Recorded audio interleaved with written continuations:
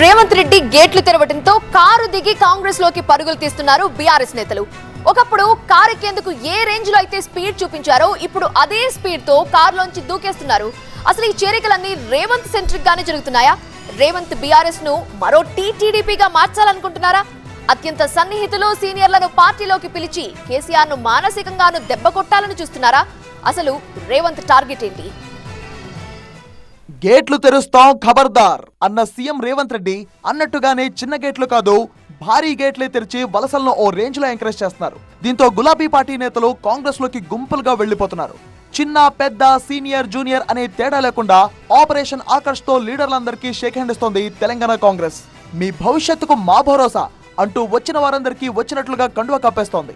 దీంతో బీఆర్ఎస్ కాస్త ఖాళీ అవుతోంది. 6 నెలల క్రితం వరకు ఫుల్ టైట్ గా ఉన్న కార్ ఇప్పుడు జంపింగ్లతో కొంత ఖాళీగా కనిపిస్తోంది. ఇదంతా సీఎం రేవంత్ రెడ్డి వ్యూహాత్మకంగానే చేస్తున్నట్టు తెలుస్తోంది. ప్రతి ఒక్క ఐవీఎఫ్ క్లినిక్ లో మేము మీకు ఈ డిస్కౌంట్ ఇస్తాము ఆ డిస్కౌంట్ ఇస్తామంటారు, కానీ మేము బిడ్డని ఇస్తాం అని ఎందుకు చెప్పడం లేదు? మనం ప్రామిస్ కోసం డబ్బులు ఇస్తున్నామా లేదా తల్లిదండ్రులు కావడం కోసం చెల్లిస్తున్నామా? నోవా ఐవీఎఫ్ దాగిన ఖర్చులుండవు, మీరు నమ్మగల నైపుణ్యం మాత్రమే. బీఆర్ఎస్ ను దెబ్బ కొట్టేందుకు చూస్తున్నారంటున్నారు విశ్లేషకులు. అంతేకాదు రాష్ట్రం ఏర్పడ్డాక పూర్తిగా ఉనికి కోల్పోయిన టీటీడీపీలా బీఆర్ఎస్ ను చేయాలని చూస్తున్నారన్న చర్చ ఊపందుకుంది.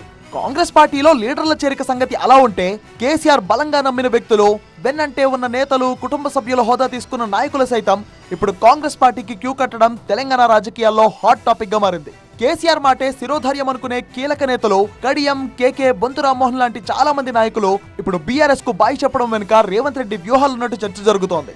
రేవంత్ రెడ్డి టార్గెట్ కేవలం బీఆర్ఎస్ ను ఖాళీ చేయడమే కాదు, వెన్నంటే ఉంటూ మంచి చెడు మాట్లాడుకునే సాన్నిహిత్యం ఉన్న వాళ్లను సైతం పార్టీలోకి చేర్చుకుని కేసీఆర్ ను మానసికంగాను కుంగదీయడమే రేవంత్ రెడ్డి లక్ష్యమన్న వాదనలు వినిపిస్తున్నాయి. ప్రస్తుత పరిస్థితుల నేపథ్యంలో రేవంత్ గతంలో మాట్లాడిన మాటలు ఇప్పుడు తెరపైకి తీసుకొస్తున్నారు.